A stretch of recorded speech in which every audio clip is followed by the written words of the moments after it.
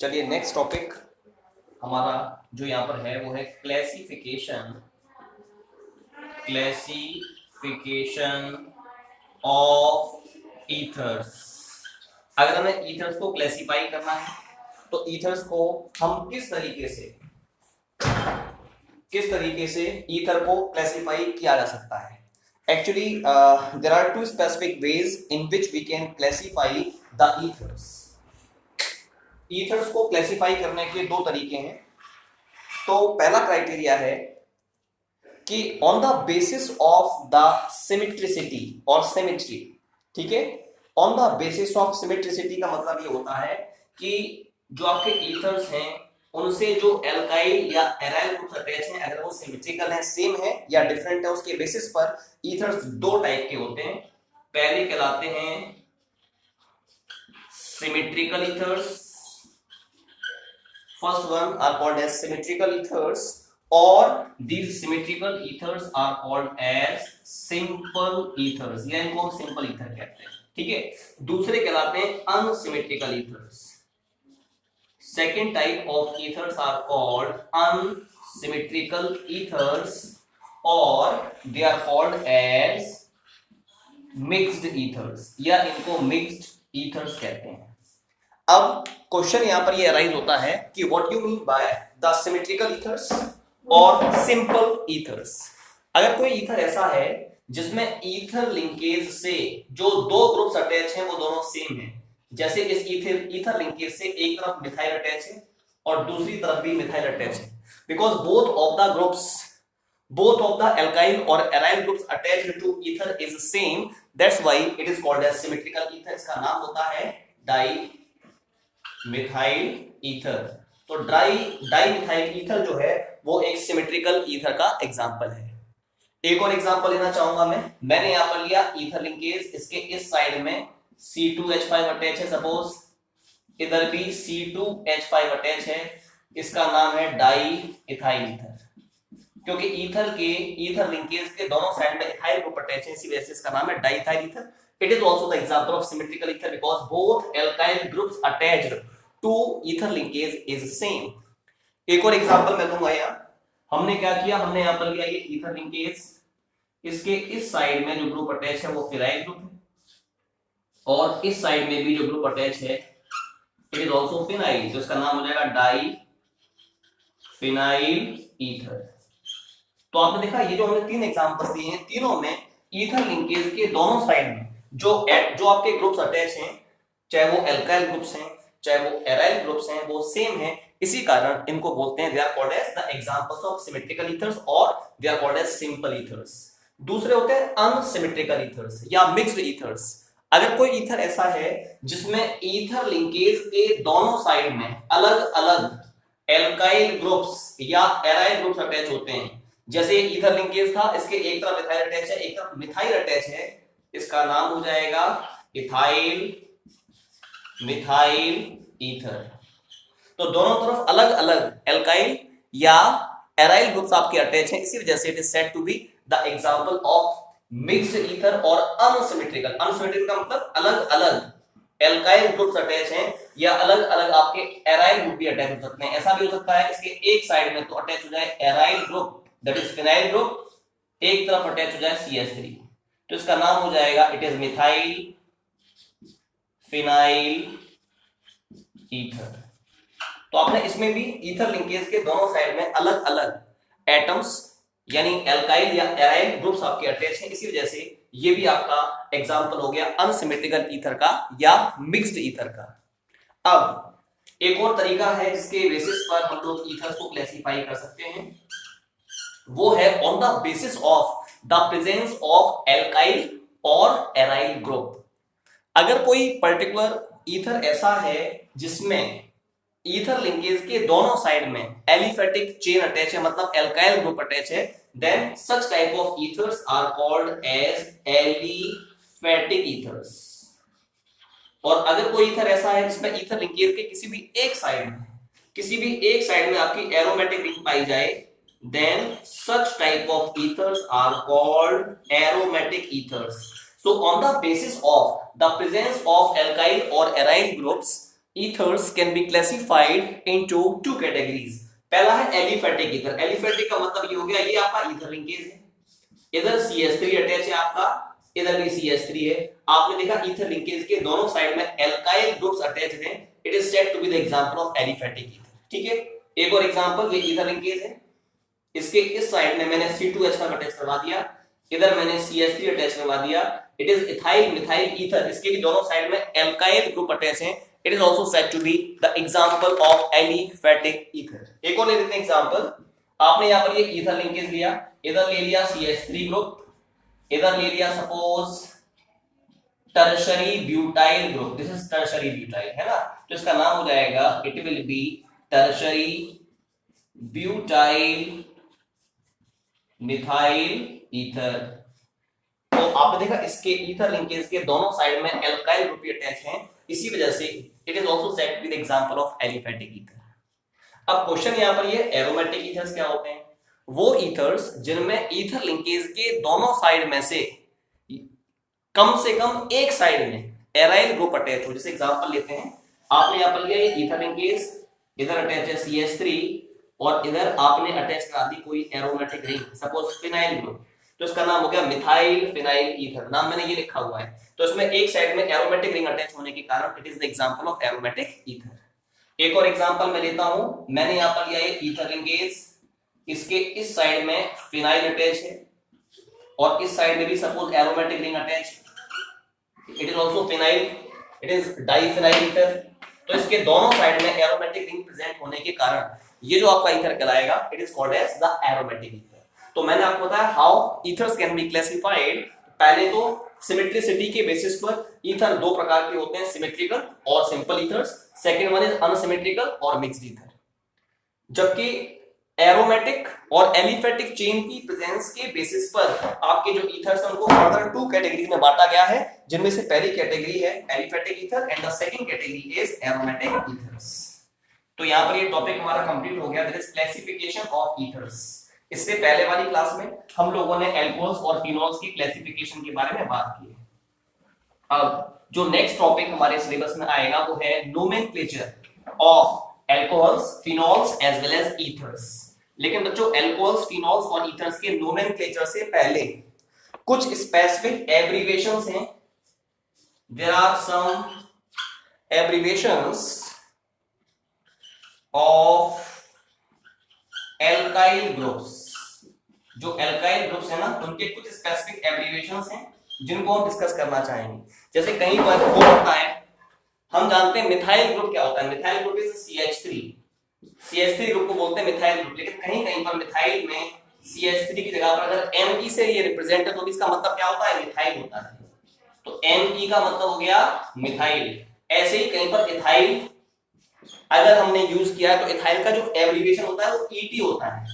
कहीं अगर ET लिखा हुआ है समझ जाइएगा उसका मतलब है इथाइल।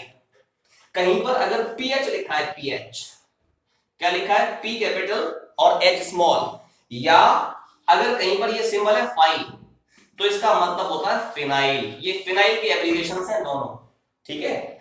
इसके बाद अगर कहीं पर लिखा हुआ है NPR, PR का मतलब प्रोपाइल, N का मतलब नॉर्मल, तो इसका नाम क्या हो जाएगा, it is called as normal propyl, it is normal propyl.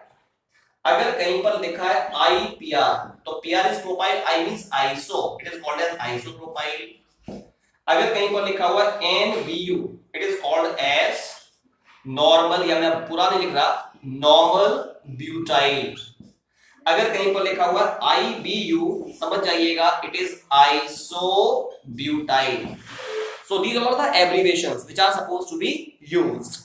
अगर कहीं पर लिखा हुआ है TBU, कहीं पर TBU है, ठीक है, या TBU को हम TERT और BU से भी रिप्रेजेंट कर सकते हैं। इसका मतलब होता है tertiary, it is tertiary butyl.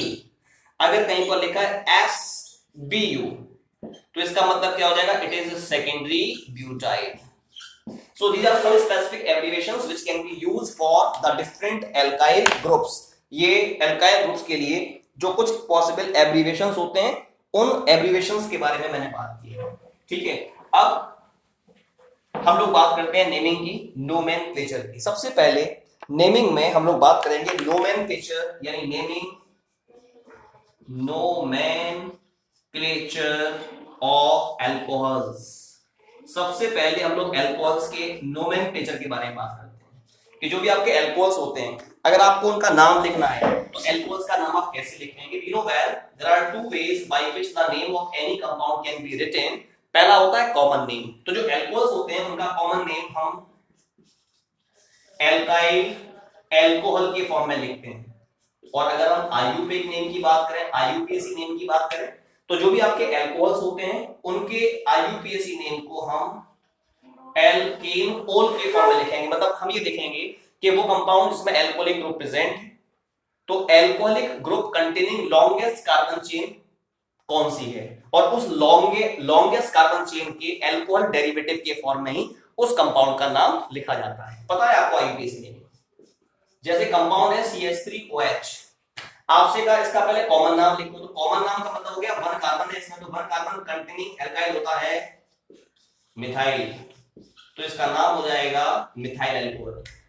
अगर आपसे कहा जाए इसका आईयूपीएक नेम लिखें, तो लॉन्गेस्ट कार्बन चेन तो वन कार्बन की चेन है, तो वन कार्बन की जो चेन होती है उसके लिए जो रूट वर्ड है वो मैथ है, बिकॉज वन कार्बन में तो केवल एल्केन ही पॉसिबल होता है। हो गया मीथेन, मीथेन का ई हटाया जाएगा और ओ लगा दिया जाएगा, so the name should be written in the form of alkanol. इसका नाम हो जाएगा क्या? मीथेन ओल या मीथेन वन ओल, क्योंकि पहली पोजीशन एक ही पोजीशन है तो यहां पर वन लिखने की आवश्यकता नहीं है। एक और एग्जांपल हमने लिया CH3 CHOH एंड CH3। हमें इसका कॉमन नेम भी लिखना है और इसका आईयूपीएक नेम भी लिखना है। बच्चों हमने बताया था कॉमन नेम ये कौन सा है? कॉमन नेम लिखना है एल्काइल अल्कोहल के फॉर्म में। तो एल्काइल कौन सा है? 1 2 3 कार्बन कंटेनिंग जो एल्काइल होता है इसको कहते हैं प्रोपाइल। और प्रोपाइल में कौन सा प्रोपाइल है? ये है आइसोप्रोपाइल। आइसो क्यों है बताया था मैंने, अगर किसी भी कंपाउंड में एक एंड पर ये ग्रुप पाया जाए CH CH3 पाया जाए उसको बोलते हैं आइसो, तो ये हो गया आइसोप्रोपाइल। क्योंकि अल्कोहल है तो इसका नाम हो जाएगा आइसोप्रोपाइल अल्कोहल। ठीक है, तो ये कंपाउंड इसका ये तो हो गया कॉमन नेम। अगर आपको इसका आईयूपीएक नेम लिखना है तो आईयूपीएक नेम लिखते समय सबसे पहले क्या करिएगा? लॉन्गेस्ट कार्बन चेन का सिलेक्शन जिसमें कि फंक्शनल ग्रुप पाया जाए। तो ये हुई लॉन्गेस्ट कार्बन चेन, फिर नंबरिंग 1 2 3, नंबरिंग वहां से करेंगे जहां से अल्कोहलिक ग्रुप पास हुआ। तो इधर से भी नंबरिंग करने पर सेकंड पोजीशन पर OH है और इधर से भी नंबरिंग करने पर 1 2 3 सेकंड पोजीशन पर ही OH है। ठीक है, तो इसका क्या करिएगा? 3 कार्बन के लिए देखेंगे रूट वर्ड क्या है? It is propane. प्रोपेन में सेकंड पोजीशन से अल्कोहल अटैच है तो इस कंपाउंड का नाम हो जाएगा प्रोपेन 2-ओल। प्रोपेन में सेकंड पोजीशन से अल्कोहलिक ग्रुप आपका अटैच है। अब इसके बाद में एक और कंपाउंड हम लेते हैं। हमने लिया CH3C CH3 CH3 and OH। आपको इस कंपाउंड का कॉमन नेम लिखना है। पहले मैं कॉमन नेम लिख रहा हूं, ये नेम जो पहले लिखे हैं ना मैंने, एक कॉमन नेम से। तो कॉमन नेम क्या है इसमें? 1 2 3 4 carbon containing alkyl. 4 carbon containing जो एल्काइल होता है वो होता है ब्यूटाइल। अब देखो ब्यूटाइल में ये जो अल्कोहलिक ग्रुप जिस कार्बन से अटैच है ये टर्शरी कार्बन है, तो इसका जो नाम हो जाएगा टर्शरी ब्यूटाइल। और फिर क्या लगाएंगे एल्काइल के बाद? अल्कोहल। तो इसका नाम हो गया टर्शरी ब्यूटाइल अल्कोहल, इसका कॉमन नेम। अगर आईयूपीएक नेम लिखें तो लॉन्गेस्ट कार्बन चेन का सिलेक्शन, चाहे तो ये वाली चेन आप ले लो लॉन्गेस्ट कार्बन चेन, चाहे आप इसको ले लीजिए, चाहे इसको ले लीजिएगा, आप किसी भी चेन को ले सकते हैं क्योंकि तीनों ही चेन्स में आपका अल्कोहलिक ग्रुप प्रेजेंट है। ये आपने चेन ले ली तो 1 2 3, तो 3 का मतलब क्या हो गया? It is propane. प्रोपेन में सेकंड पोजीशन से अल्कोहलिक ग्रुप अटैच है और सेकंड पोजीशन से ही मिथाइल अटैच है, तो इस कंपाउंड का नाम हो जाएगा 2-मिथाइल propane 2-ओल। So this is the way in which we can write the IUPAC names of alcohols. अब क्वेश्चन यहां पर ये है कि अगर सपोज हम साइक्लिक अल्कोहल्स की बात करें, ये तो आपके अल्कोहल्स वो हैं जिनमें कार्बन एटम्स एलिफेटिक मतलब ओपन चेन स्ट्रक्चर के फॉर्म में पाए जाए, ये एलिफेटिक अल्कोहल्स हैं। अगर हम यहां पर बात करें साइक्लिक अल्कोहल्स के बारे में कि साइक्लिक अल्कोहल्स का हम नाम कैसे लिखेंगे, how we can write the names for the cyclic alcohols, तो बड़ी सिंपल सी बात है। जिस तरह से आप कॉमन एलिफेटिक एल्कोहल्स का नाम लिखते हैं, बिल्कुल वैसे ही आप साइक्लिक एल्कोहल्स का भी नाम लिखेंगे, बस केवल जो एल्काइल एल्कोहल था ना उसके नाम से पहले साइक्लो शब्द यूज करते हैं, साइक्लो प्रीफिक्स यूज करते हैं। कहने का मतलब इसका जो कॉमन नेम होगा साइक्लिक एल्कोहल का, वो होगा तो एल्काइल एल्कोहल के फॉर्म में ही, बस इससे पहले क्या लगा देंगे, एक प्रीफिक्स साइक्लो लगा देंगे, तो साइक्लो एल्काइल एल्कोहल के फॉर्म में साइक्लिक एल्कोहल्स का नाम लिख देंगे। और अगर आयुर्वेदिक नेम की बात की जाए तो उसमें भी सेम यही बात है, एल्केनोल से पहले क्या लगा दोगे, साइक्लो, तो नाम हो जाएगा साइक्लो एल्केनोल। इस फॉर्म में साइक्लो एल्केनोल के फॉर्म में हम किसी भी साइक्लिक एल्कोहल का नाम लिख सकते हैं। अब मैं कुछ एग्जांपल्स यहां पर लेना चाहूंगा। मैंने एक एग्जांपल लिया, ये एक कंपाउंड है, इसका नाम होता है साइक्लोहेक्सेन, और इस साइक्लोहेक्सेन में अगर मैं OH को अटैच करा दूं तो ये एल्कोहल हो जाएगा। अगर इसका कॉमन नेम देखें तो आप देखिएगा, जब भी हम किसी कंपाउंड का नाम लिखते हैं सबसे पहले लॉन्गेस्ट कार्बन चेन का सिलेक्शन, जिसमें कि आपका फंक्शनल ग्रुप पाया जाए, तो यहां पर 6 कार्बन की चेन है, तो 6 कार्बन कंटेनिंग एल्काइल ग्रुप क्या होता है, इट इज हेक्साइल।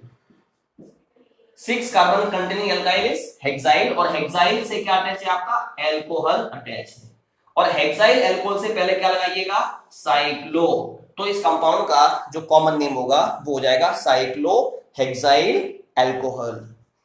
अगर हम इसके आयुर्वेदिक नेम की बात करेंगे तो साइक्लो एल्किनोल के फॉर्म में देना है नाम, तो पहले लिखिएगा साइक्लो, फिर कितने कार्बन है, 6 कार्बन, तो 6 कार्बन के लिए हेक्सेन, हेक्सेन में पहली पोजीशन से एल्कोहलिक ग्रुप अटैच है, तो अगर कोई भी फंक्शनल ग्रुप फर्स्ट पोजीशन से अटैच होता है तो उसकी पोजीशन को रिप्रेजेंट करने की आवश्यकता नहीं होती है, इसी वजह से इसका नाम साइक्लोहेक्सेनोल हो जाएगा।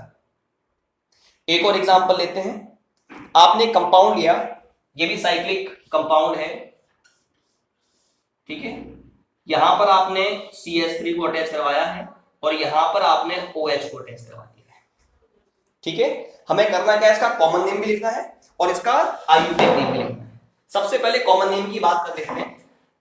जब कॉमन नेम लिखेंगे तो हम क्या करेंगे, ये पहला कार्बन, ये दूसरी पोजीशन है, ये तीसरी पोजीशन है, ये चौथी पोजीशन है और ये पांचवी पोजीशन है, तो कॉमन नेम हम लिखेंगे साइक्लो एल्काइल एल्कोहल के फॉर्म में, तो ये हो जाएगा आपका साइक्लो एल्काइल का मतलब 1 2 3 4 5 कार्बन कंटेनिंग जो एल्काइल होता है 5 कार्बन के लिए पेंट, तो हो जाएगा इट इज पेंटेन में से, भाई करना क्या है, 5 carbon containing alkene is pentane, है ना।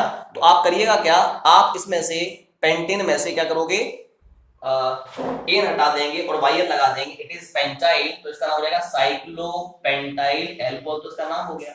और साइक्लोपेंटाइल एल्कोहल में सेकंड पोजीशन से मिथाइल अटैच, तो ये तो हो गया इसका क्या, common name, 2 methyl cyclopentyl alcohol, 2 methyl cyclopentyl alcohol इसका कॉमन नेम हो गया। आयुर्वेदिक नेम में 1 2 3 4 5 carbon containing alkene is pentane, pentane में फर्स्ट पोजीशन से तो एल्कोहल है तो इसकी पोजीशन को बताने की आवश्यकता नहीं है, ये हो गया पेंटेनोल, क्योंकि पांचों के पांचों कार्बन साइक्लिक स्ट्रक्चर में है तो साइक्लोपेंटेनोल। सेकंड पोजीशन पर मिथाइल अटैच है तो नाम हो जाएगा 2 मिथाइल, तो इसका नाम हो जाएगा 2 methyl cyclopentanol. This is the way in which the names for cyclic alcohols can be written. मैंने कॉमन नेम और आयुर्वेदिक नेम दोनों के बारे में डिस्कस किया है। एक्चुअली बच्चों अभी हम यहाँ पर जो नेमिंग कर रहे हैं ना, डिस्कस जितने भी हमने नेम्स अभी डिस्कस किए हैं वो सारे के सारे नेम्स मोनोहाइड्रिक एल्कोहल्स के नेम्स हैं। मोनोहाइड्रिक एल्कोहल्स का मतलब वो एल्कोहल्स जिनमें एक एल्कोहलिक ग्रुप अटैच होता है। आप देखिएगा मोनोहाइड्रिक एल्कोहल्स के नाम को लिखने का तरीका है, common names should be written in the form of alkyl alcohol, IUPAC name should be written in the form of alkanol. If cyclic compound is there तो केवल उनके नाम से पहले कॉमन नेम में भी और IUPAC नेम में भी हम लोग साइक्लो शब्द यूज करते हैं। अब एक काम और करते हैं, सपोज अब ये तो हो गया साइक्लिक एल्कोहल्स और ये हो गए आपके नॉर्मल एल्कोहल्स, ठीक है। एक दो एग्जांपल्स हम लोग करते हैं, बताइएगा नाम क्या होगा उसका। आपने कंपाउंड लिया CH double bond CH2 double bond CH, ठीक है, फिर सिंगल बॉन्ड CH2OH, ठीक है, ये कंपाउंड। क्या करिएगा, हमें सबसे पहले लॉन्गेस्ट कार्बन चेन का करना है selection, it is this one, ठीक, this is your longest carbon chain. इस कंपाउंड का आपको आईयूपीएक नेम लिखना है, तो 1 2 3, तो 3 कार्बन का मतलब हो जाएगा प्रो, सेकंड पोजीशन पर डबल बॉन्ड है तो प्रो 2 इन, और फर्स्ट पोजीशन पर अल्कोहल है तो 2 on. This is the way in which the names for monohydric alcohols can be written।